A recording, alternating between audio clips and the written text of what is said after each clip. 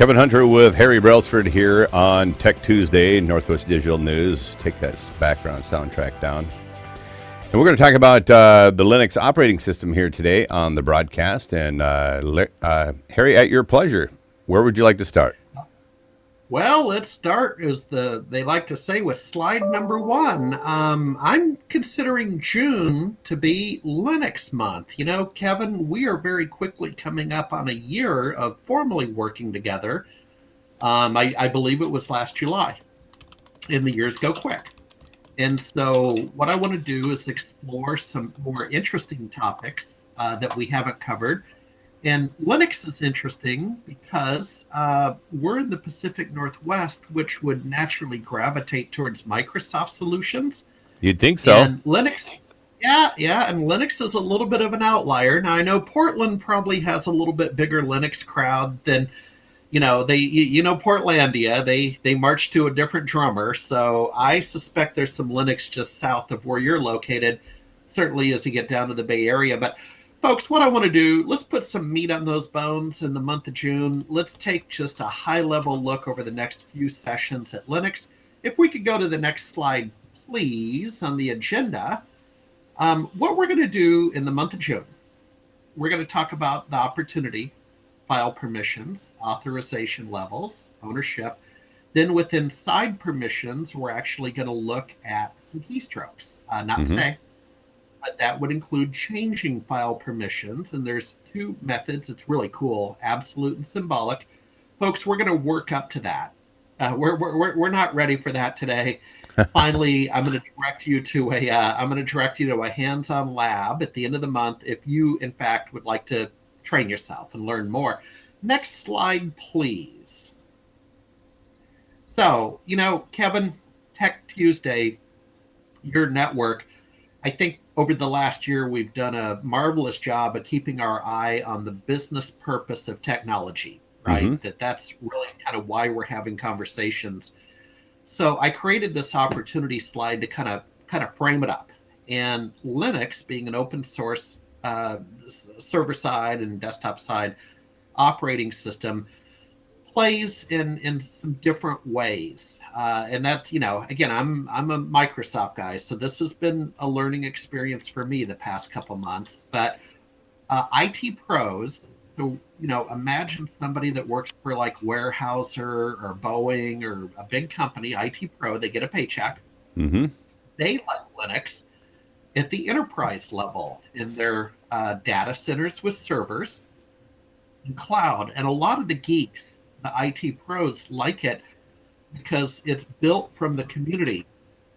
And the feeling is not, no one person has the patent on good ideas, right? So if you can kind of crowdsource an operating system, we're all better for it. That's kind of the ethos of Linux.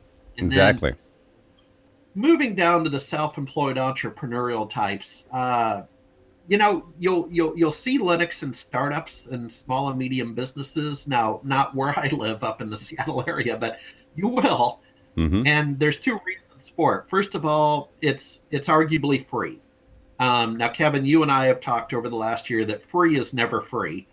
So let's just let that. We're going to let that hang out there. But on paper, open source software can be free. Oftentimes, the Red Hats of the world make their money from support agreements and other ways. But startups and small and medium businesses like free, or the perception of free.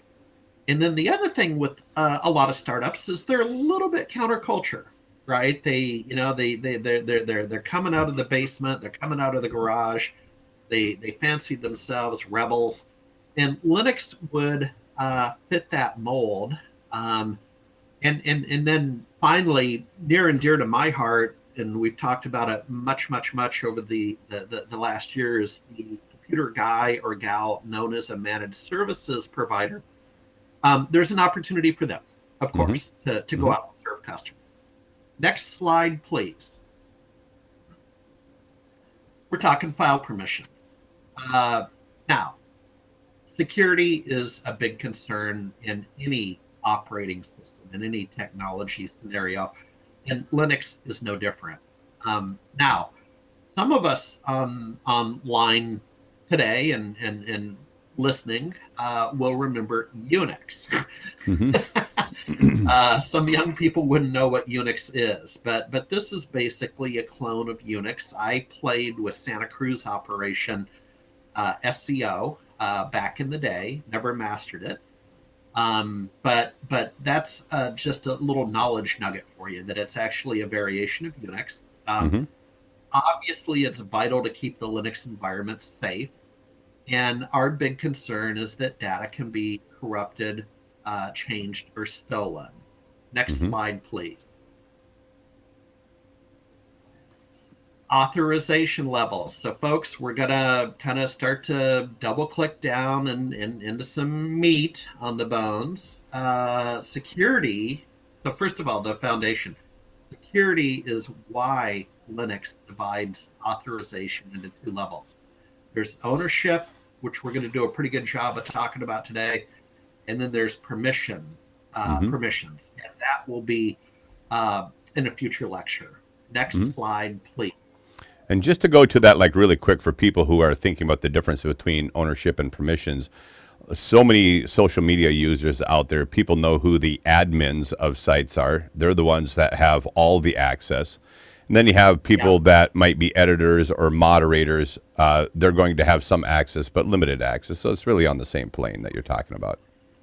yeah, yeah. And by the way, this is not unique to Linux, and this is an important point. If you have worked with Microsoft Windows Server, Mm-hmm. God forbid you're old enough to have worked with a thing called Novell NetWare. But if you've done that, the concept's the same, right? And in no way are you going to master Linux in the month of June by sticking with us, but you're going to have that overview, and I'm going to hand you off to some courseware where you, in fact, could go to the next level.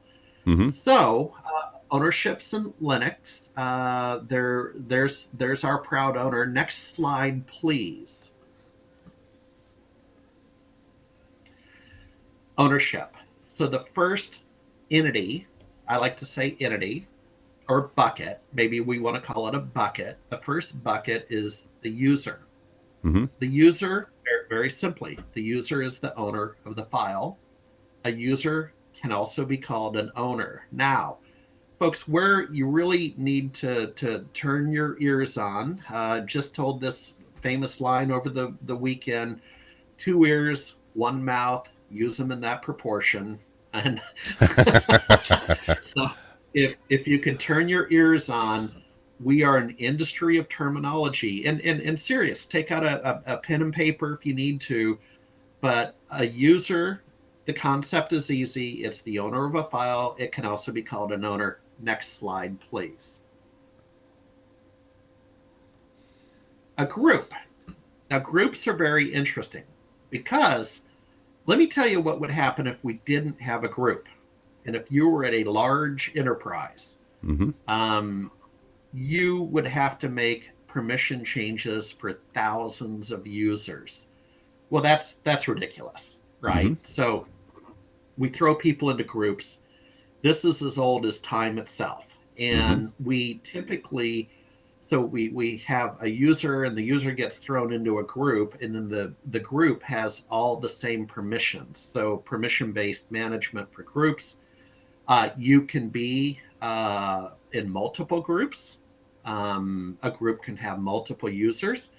But that's, folks, that's really how we did it. And I'm gonna kind of cheat on myself here, or tell on myself.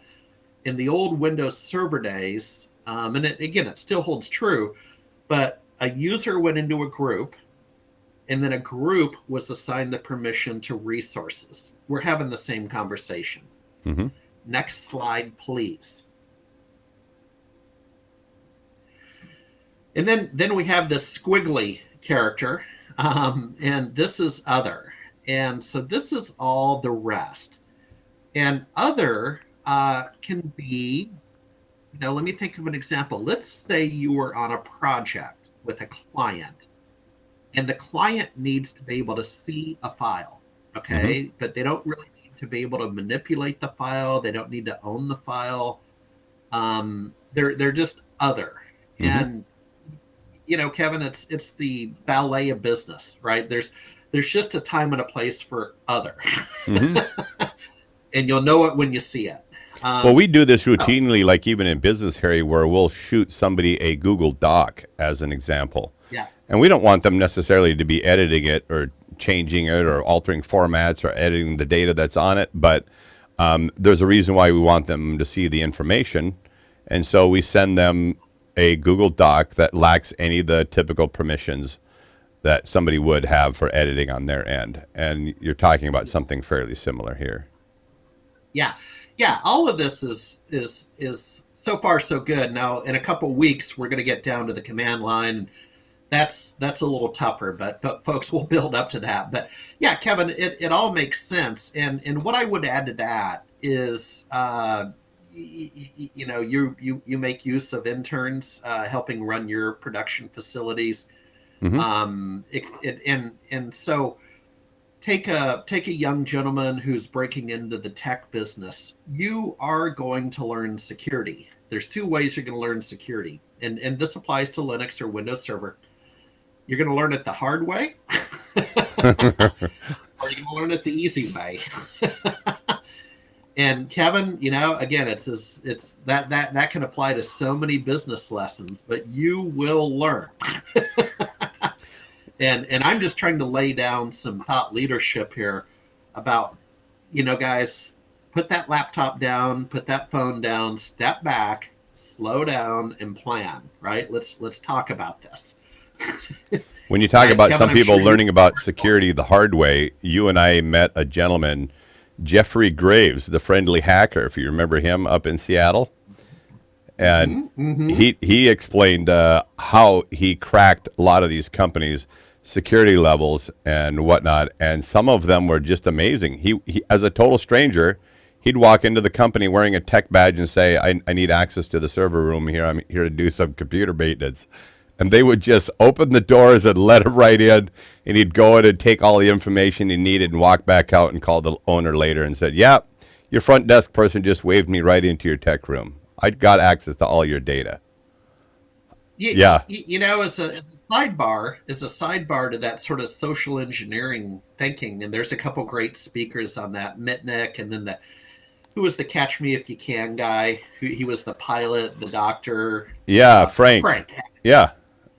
Yeah, so there's a couple speakers that have perfected this, but I will tell you this. I recently had occasion to visit a family member at Virginia Mason Hospital, and all good. And I was wearing a blue T-shirt, a nice T-shirt, and it was the same color blue as some of the medical, what do you call the gowns or whatever The they scrubs? all wear. You know how they all have color. Yeah, they all have different colors depending on their job.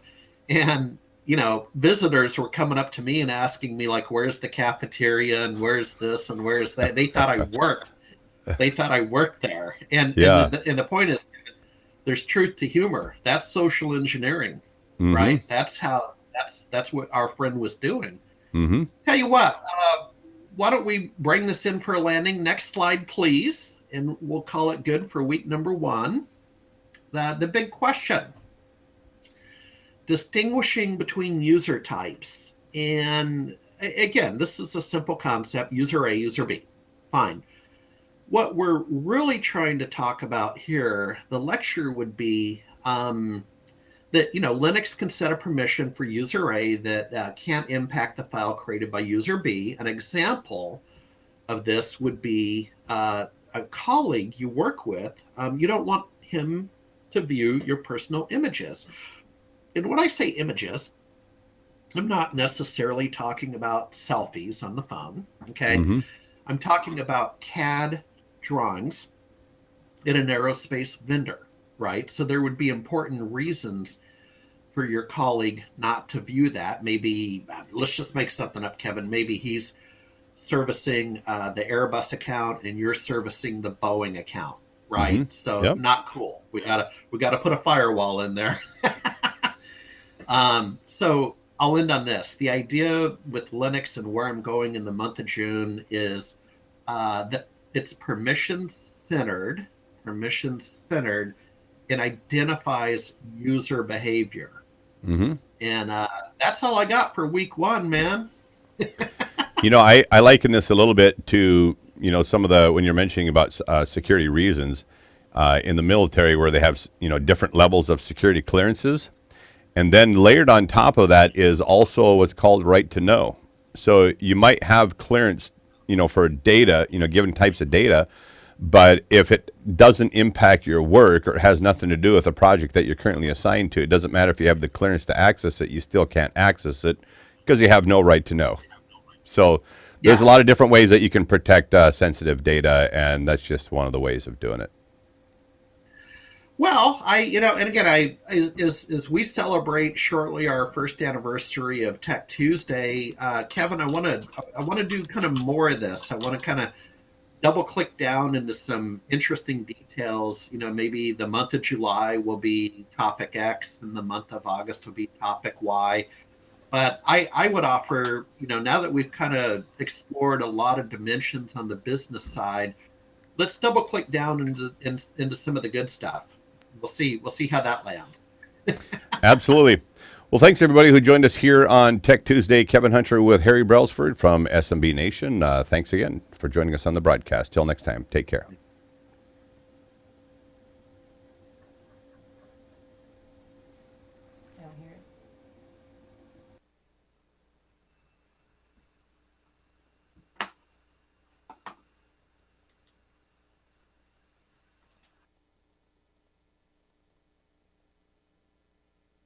Digital News and would like to strut your stuff on the broadcast? Email us today at wainfo2017@gmail.com or call or text to 360-545-3501.